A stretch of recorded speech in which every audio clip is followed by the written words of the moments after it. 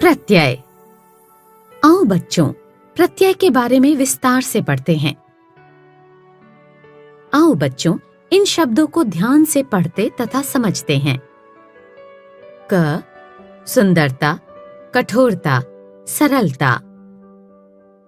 ख नेतृत्व, पशुत्व, व्यक्तित्व। ग धनवान, गुणवान, ज्ञानवान। घ मालिन, धोबिन, सुनारिन। इन सभी शब्दों में आपने देखा कि क वर्ग के सभी शब्दों में ता, ख वर्ग के सभी शब्दों में त्व, ग वर्ग के सभी शब्दों में वान तथा घ वर्ग के सभी शब्दों में इन का प्रयोग किया गया है। ता, त्व, वान तथा इन ये सभी शब्दांश हैं जिन्हें शब्दों के अंत में जोड़कर नए शब्द बनाए गए हैं। तो बच्चों, जो शब्दांश किसी शब्द अथवा धातु के अंत में जोड़कर नए शब्दों का निर्माण करते हैं, उन्हें प्रत्यय कहते हैं। यह जानना बहुत जरूरी है कि प्रत्यय स्वतंत्र प्रयोग नहीं किया जाता। प्रत्यय के जुड़ने से शब्दों के अर्थ में परिवर्तन आ जाता है। आओ बच्चों, अब हम प्रत्यय के प्रकारों के बारे में जानते हैं। प्रत्यय दो प्रकार के होते हैं, कृत प्रत्यय, तद्धित प्रत्यय। आओ इनके बारे में अब विस्तार से समझते हैं। कृत प्रत्यय, जो प्रत्यय किसी क्रिया के धातु रूप में जुड़कर संज्ञा तथा विशेषण शब्दों का निर्माण करते हैं, उन्हें कृत प्रत्यय कहते हैं। कृत प्रत्यय के मेल से बनने वाले शब्दों को कृदंत कहते हैं। इसके उदाहरण हैं छलावा, लड़ाका, पढ़ाई, घबराहट आदि। संज्ञा शब्द बनाने वाले कृत प्रत्यय। आओ बच्चों, संज्ञा शब्द बनाने वाले कुछ कृत प्रत्यय को देखते हैं। प्रत्यय शब्द आई तथा मूल शब्द लड़, पढ़, लिख का शब्द रूप होगा लड़ाई, पढ़ाई, लिखाई। प्रत्यय शब्द आवा तथा मूल शब्द छल, दिख, बुला का शब्द रूप होगा छलावा, दिखावा, बुलावा।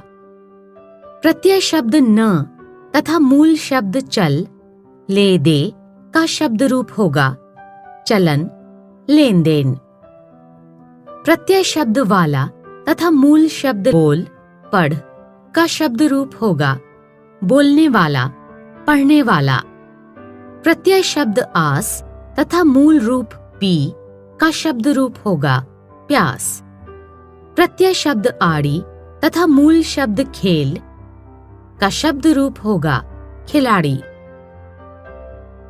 तद्धित प्रत्यय, जो शब्दांश संज्ञा, सर्वनाम, विशेषण अथवा अव्यय के अंत में साथ जोड़कर उनके अर्थ में परिवर्तन लाते हैं, उन्हें तद्धित प्रत्यय कहते हैं। आओ बच्चों, कुछ तद्धित प्रत्यय को पढ़ते हैं। प्रत्यय रूप इक तथा मूल शब्द दिन, मास का शब्द रूप होगा दैनिक, मासिक।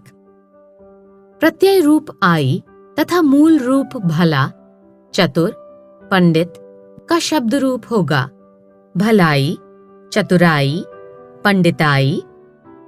प्रत्यय शब्द आस तथा मूल शब्द मीठा, खट्टा का शब्द रूप होगा मिठास, खटास। प्रत्यय शब्द इमा तथा मूल शब्द गुरु, महा, लघु का शब्द रूप होगा गरिमा, महिमा, लघिमा। प्रत्यय शब्द एरा तथा मूल शब्द मामा, चाचा, फूफा का शब्द रूप होगा ममेरा, चचेरा, फुफेरा। प्रत्यय शब्द तम तथा मूल शब्द अधिक, न्यून, उच्च का शब्द रूप होगा अधिकतम, न्यूनतम, उच्चतम। प्रत्यय रूप मति तथा मूल शब्द श्री, बुद्धि का शब्द रूप होगा श्रीमती, बुद्धिमती। प्रत्यय शब्द जनक तथा मूल शब्द आश, सुविधा, का शब्द रूप होगा आशाजनक, सुविधाजनक। प्रत्यय शब्द ईला तथा मूल शब्द चमक, रस, बर्फ का शब्द रूप होगा चमकीला, रसीला, बर्फीला। उर्दू अथवा अरबी फारसी के कुछ तद्धित प्रत्यय। आओ बच्चों, अब उर्दू या अरबी फारसी के कुछ तद्धित प्रत्यय को पढ़ते हैं। प्रत्यय आना से उर्दू शब्द बनेगा सालाना, रोजाना।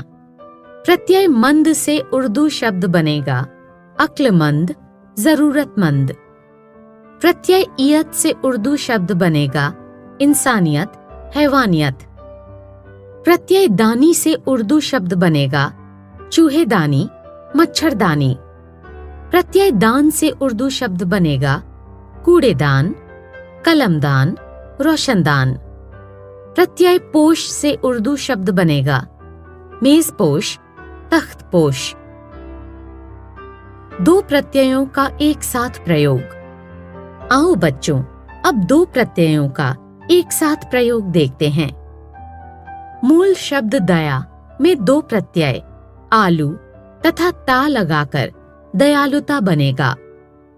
मूल शब्द राष्ट्र में दो प्रत्यय ई तथा ता लगाकर शब्द राष्ट्रीयता बनेगा। मूल शब्द अक्ल में दो प्रत्यय मंद तथा ई लगाकर शब्द अक्लमंदी बनेगा। मूल शब्द भूत में दो प्रत्यय इक तथा ता लगाकर शब्द भौतिकता बनेगा। मूल शब्द रंग में दो प्रत्यय ईन तथा ई लगाकर शब्द रंगीनी बनेगा। एक ही शब्द में उपसर्ग तथा प्रत्यय का प्रयोग। आओ बच्चों, अब एक ही शब्द में उपसर्ग तथा प्रत्यय का प्रयोग देखते हैं। मूल शब्द फल में उपसर्ग स तथा प्रत्यय ता लगाकर शब्द रूप बनता है सफलता। मूल शब्द मान में उपसर्ग सम तथा प्रत्यय जनक लगाकर शब्द रूप बनता है सम्मानजनक। मूल शब्द गंध में उपसर्ग सु तथा प्रत्यय इत लगाकर शब्द रूप बनता है सुगंधित। मूल शब्द ज्ञान में उपसर्ग वि तथा प्रत्यय इक लगाकर शब्द रूप बनता है वैज्ञानिक। मूल शब्द नाम में उपसर्ग बद तथा प्रत्यय ई लगाकर शब्द रूप बनता है बदनामी। मूल शब्द मान में उपसर्ग अभि तथा प्रत्यय ई लगाकर शब्द रूप बनता है अभिमानी।